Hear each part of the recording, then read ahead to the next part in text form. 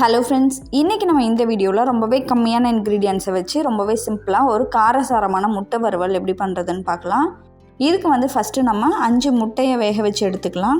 நான் இன்றைக்கி இந்த அகாரோ எக் பாய்லரில் தான் இதை வேக வச்சு எடுத்துக்கிறேன். முட்டை கிராக் ஆகாமல் இருக்கிறதுக்காக மேலே இந்த மாதிரி ஒரு ஹோல் போட்டு நம்ம இதில் வேக வச்சு எடுத்துக்கலாம். இந்த அகாரோ எக் பாய்லரோட லிங்க்கை டிஸ்கிரிப்ஷனில் கொடுத்துருக்கேன், வேணுன்றவங்க செக் பண்ணிக்கோங்க.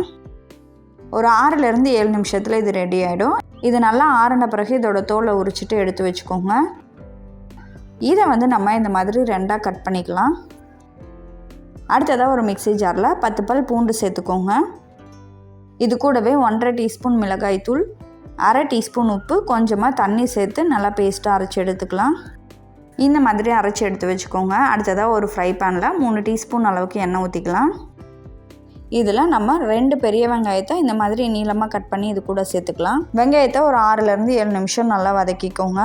வெங்காயத்தை கொஞ்சம் லைட்டாக ஒரு ப்ரௌன் ஷேட் வர அளவுக்கு மட்டும் வதக்கிக்கோங்க. ரொம்ப ப்ரௌன் பண்ணணும் அப்படின்ற அவசியம் இல்லை. இந்த அளவுக்கு நல்லா வதக்கின பிறகு இதில் நம்ம அரைச்சி வச்சிருந்த பூண்டு பேஸ்ட்டை சேர்த்து நல்லா வதக்கிக்கலாம்.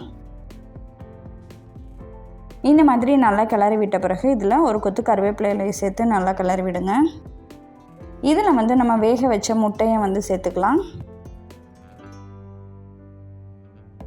இதை ஒரு டைம் நல்லா கிளறி விட்டுட்டு கடைசியாக கொஞ்சமாக மிளகுத்தூள் தூவி இறக்கிடுங்க. சூப்பரான முட்டை வறுவல் ரெடி ஆகிடுச்சு. இதை நீங்களும் உங்கள் வீட்டில் ட்ரை பண்ணி பார்த்துட்டு உங்களோட ஃபீட்பேக்கை கமெண்ட்டில் சொல்லுங்கள். இந்த எக் பாய்லரோட லிங்க்கை நான் டிஸ்கிரிப்ஷனில் கொடுத்துருக்கேன், வேணும்னா செக் பண்ணிக்கோங்க. நன்றி.